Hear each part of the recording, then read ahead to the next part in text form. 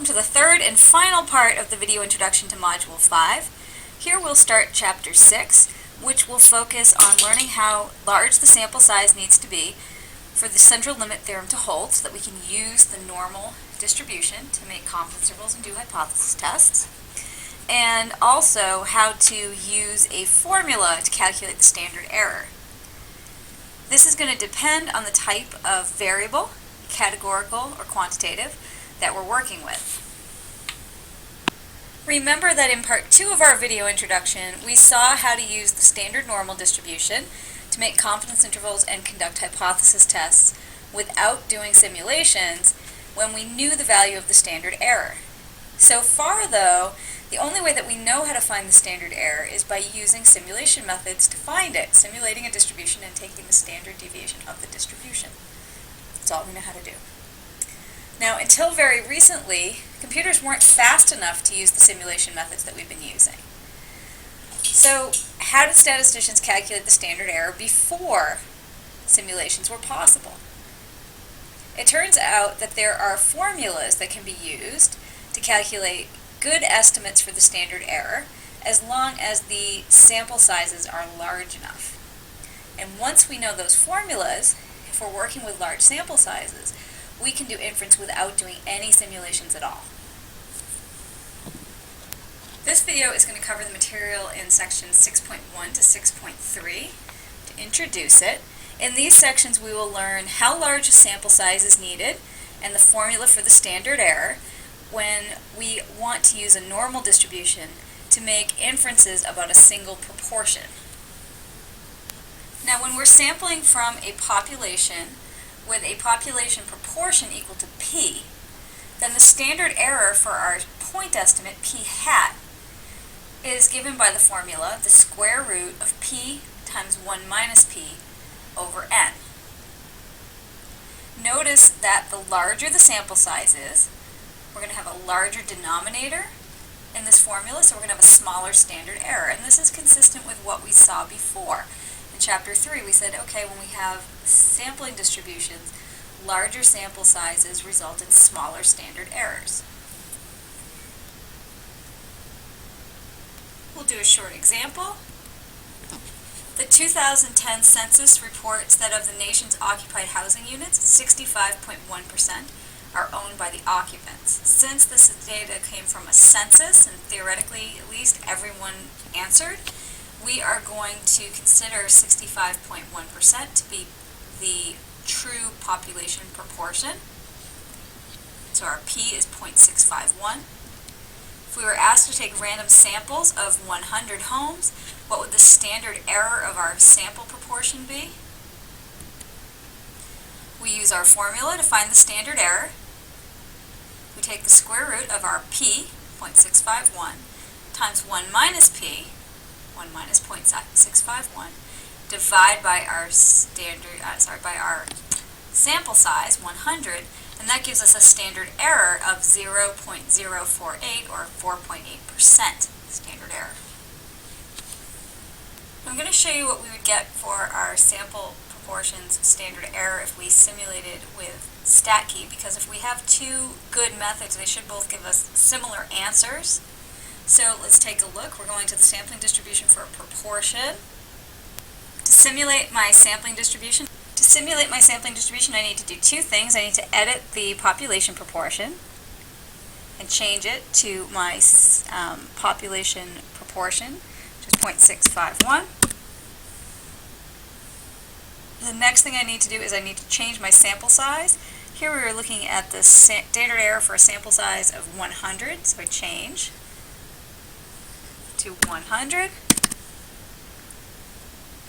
And then I can generate samples. Now that I have generated my samples, I can see that my standard error, standard deviation of this distribution, it's right here, 0.047. So this is extremely close to the standard error that we got when we used our formula. We got 0.048. So they're giving us almost exactly the same answer. This makes me feel good that my formula is actually calculating a standard error that's reasonable. So remember last video, we were talking about the central limit theorem, the CLT. Well, for the sample proportion p hat, what the central limit theorem tells us is that if n is large enough, the sample proportion has a normal sampling distribution centered at the true value of the parameter p, and with the standard error given by the formula, square root of p times 1 minus p over the sample size n. Now, a sufficiently large sample size means that n times p and n times 1 minus p are at least 10. This means, in essence, that there need to be at least 10 in each of the two categories of our categorical variable for us to use the central limit theorem and work with normal distributions to do inference. So remember, our formula for the C% confidence interval was our sample statistic plus or minus z star times the standard error. As long as the sample size is big enough, again, that's n times p is greater than 10, and n times 1 minus p is greater than or equal to 10, then we can use a confidence interval.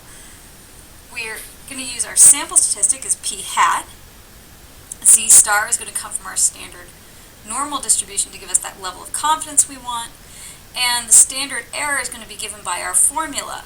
The only issue is that here we're estimating p, we don't know it, and so we can't plug p into our formula for the standard error, but we can plug in a good estimate for p. So that's why we have this p hat here in our formula instead of p, because p is unknown, that's what we're estimating. So our confidence interval for p is given by p hat plus or minus z star times the square root of p hat times 1 minus p hat over n. You may find it helpful to keep track of these instead of using stat key every single time. The common confidence levels we use are 90%, 95%, and 99%, and these are the z star values for those levels of confidence. For 90% it's 1.645, for 95% it's 1.96, and for 99% 2.576.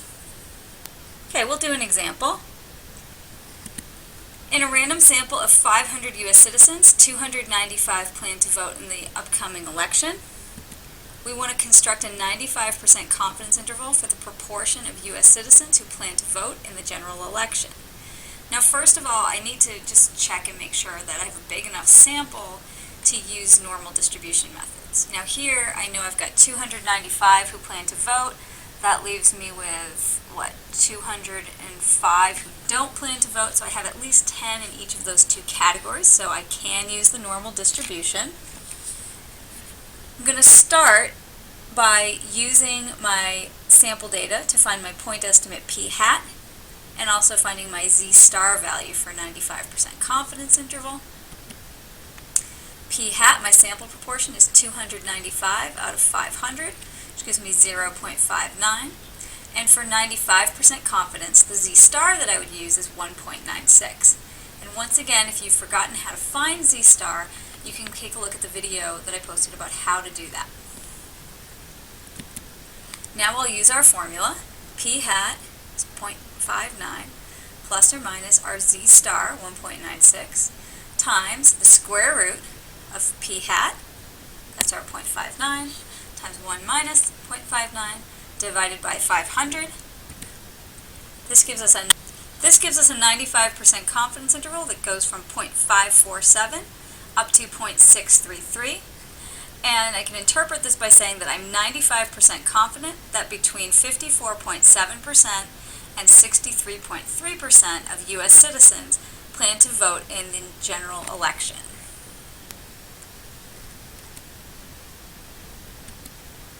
One more thing to remember working with confidence intervals. Back in Chapter 3, we saw that the most basic form of a confidence interval is a sample statistic plus or minus a margin of error. In this situation, p hat is our sample statistic, and what we're adding and subtracting here, our z star times our standard error, that is our margin of error.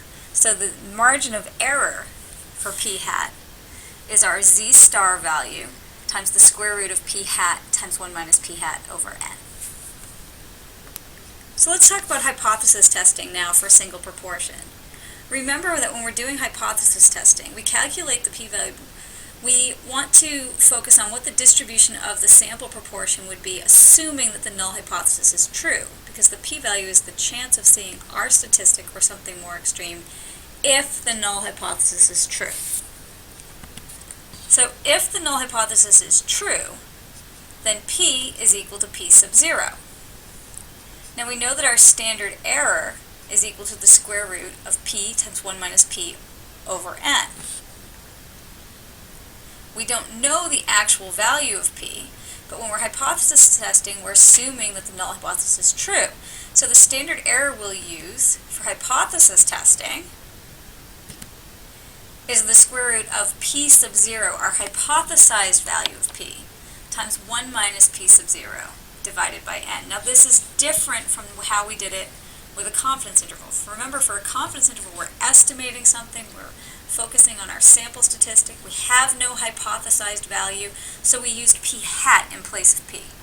When we're doing hypothesis testing, we calculate the p-value by assuming that the null hypothesis is true, and so we use p sub 0. So just be careful as you're working in these sections to make sure that you're using the right formula.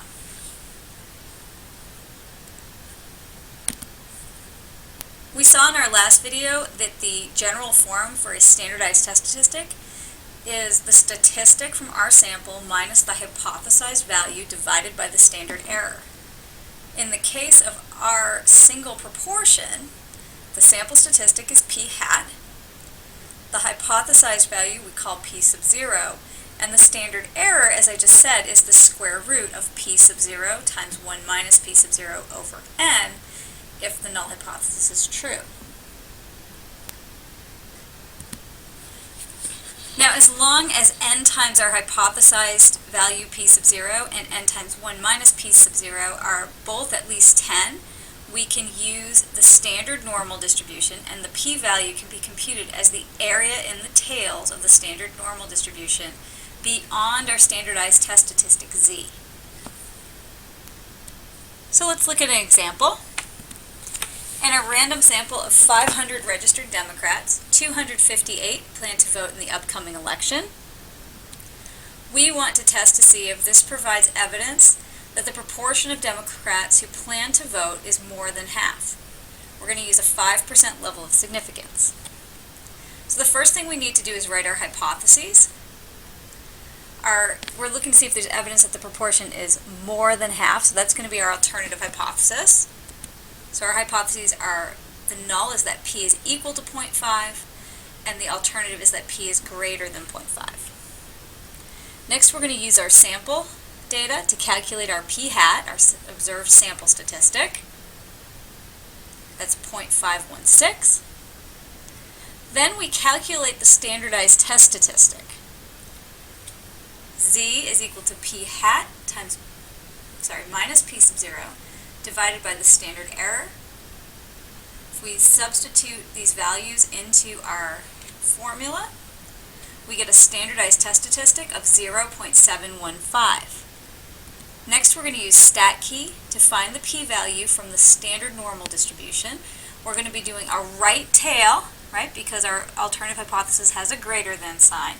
And we're going to be looking at the area under the standard normal that's on the right, starting at a cutoff of 0.715, because that's our standardized test statistic. So here we are back in our theoretical normal distribution. This is the standard normal with a mean of 0 and a standard deviation of 1, our z distribution. We're doing a right-tailed test. We're changing the cutoff on the bottom to be equal to our standardized test statistic, 0.715. And now this area from 0.715 to the right is 0.237, and that is our p-value. In this case, our p-value of 0.237 is greater than our 5% level of significance, so we'll fail to reject the null hypothesis, which means that there is not strong evidence that more than half of all Democrats plan to vote in the upcoming election. I hope this video introduction is helpful for getting you off to a good start with the module. Thanks!